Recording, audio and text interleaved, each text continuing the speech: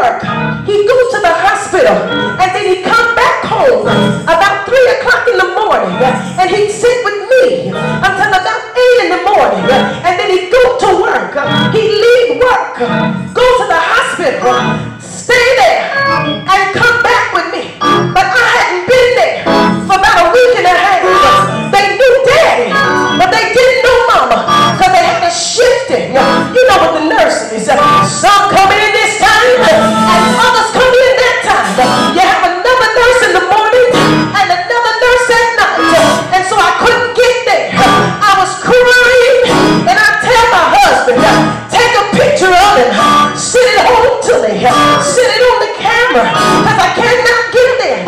And I was at home, but he was there.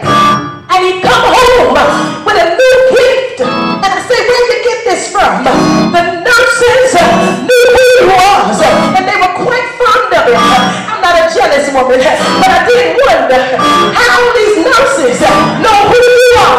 I just got off track for a minute there. But listen, y'all.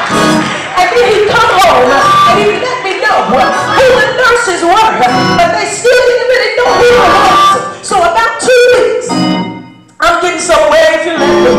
About 2 weeks, my body got a little stronger, and I got a little bit better. And I said to my husband, I think I'm ready to go to the hospital. So we got dressed, and I walked out, and we got in the car. He said, I'll meet you up there.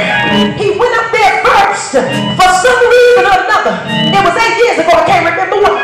But I made it up there.